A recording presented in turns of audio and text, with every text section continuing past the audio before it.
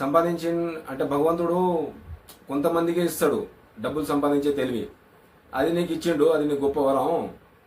నువ్వు సంపాదించింట్లో కొంత ఎంతో కొంత నువ్వు పేదలకు నీ కుటుంబం అంటే నీ నీ ఊర్లో వాళ్ళకు నువ్వు సాయం చేస్తే రేపు నువ్వు పోయిన తర్వాత నిన్ను వాళ్ళు జీవితాంతం తలుచుకుంటారు, సంపాదించి మాకు సాయం చేసిండని చెప్పేసి అని చెప్పి స్వామి చెప్పడం జరిగింది.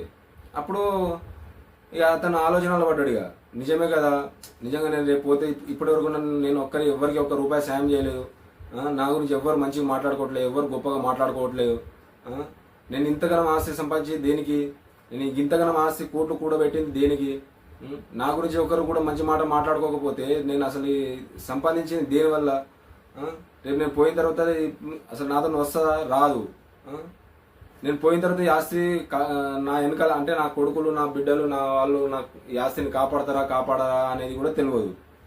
నేను కష్టపడి ఇంతగానో సంపాదించింది ఏం సుఖం ఏం లాభం అని చెప్పేసి ఇక ఆలోచించడం స్టార్ట్ చేసిండు. అప్పటి వరకు ఒక్క రూపాయి సాయం చేయని బిజినెస్ మ్యాన్ అతను ఇక అప్పటి నుంచి ఇక వాళ్ళ ఊర్లో వాళ్ళకి ఎవరికి ఏ సమస్యలు ఉన్నది, ఎవరికి ఏ ప్రాబ్లం ఉంది తెలుసుకొని అందరికీ ఇక అతని ఆస్తిలో ఇక అంటే ఇక అతను సంపాదించిన దాంట్లో ఇక సాయం చేయడం ఇక స్టార్ట్ చేసిండు. అంతకుముందు ఎవ్వరు ఒక మంచి మాట మాట్లాడుకునే వాళ్ళు అప్పటి నుంచి అతని గురించి ఇక అతన్ని పొగడడం, అతని గురించి గొప్పగా మాట్లాడుకోవడం, అతని గురించి ఇక మంచిగా చెప్పుకోవడం వాళ్ళ అలాంటివన్నీ ఇక ఊర్లో వాళ్ళు స్టార్ట్ చేస్తే ఇక అతనికి విన్నాడు. ఇక అరే నిజమే కదా, డబ్బులు సంపాదించి మన దగ్గరనే పెట్టుకుంటే మనకంటూ పేరు రాదు, 10 మందితో మనం సంపాదించిన దాంట్లో ఎంతో కొంత మనం ఎవరికైనా సాయం చేస్తే కనీసం మన గురించి నాలుగు మంచి మాటలు మాట్లాడుకుంటారు, మనం పోయిన తర్వాత ఆస్తి శాశ్వతంగా ఉండదని తెలియదు కానీ పేరు మాత్రం శాశ్వతంగా ఉంటుంది అని చెప్పేసి అతను తెలుసుకుని అప్పటి నుంచి ఇక సాయం చేయడం మొదలుపెట్టిండు.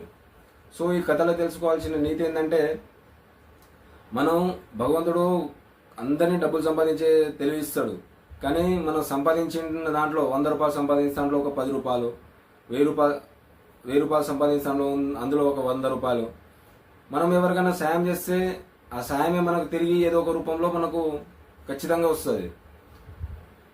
సో నేను చెప్పాల్సింది ఒకటే, మనం అందరం డబ్బులు సంపాదిస్తాం, 100 రూపాయలు సంపాదించడంలో రూపాయి దానం చేద్దాం, 1 కోటి రూపాయలు సంపాదించడంలో 1000 రూపాయలు, 10,000 సంపాదించడంలో 100 రూపాయలు అట్లా ఎవరికైనా సాయం చేస్తే మనకు కూడా సాటిస్ఫాక్షన్ ఉంటుంది. మనకు కూడా అరే నేను ఇవాళ ఒకరోజు ఒకరికి ఒక 10 రూపాయలు సాయం చేసిన అనే తృప్తి అనో మనసుకు మనశాంతనో ఉంటుంది. సో ఈ వీడియో నచ్చిందని అనుకుంటున్నాను. నచ్చుతుంది.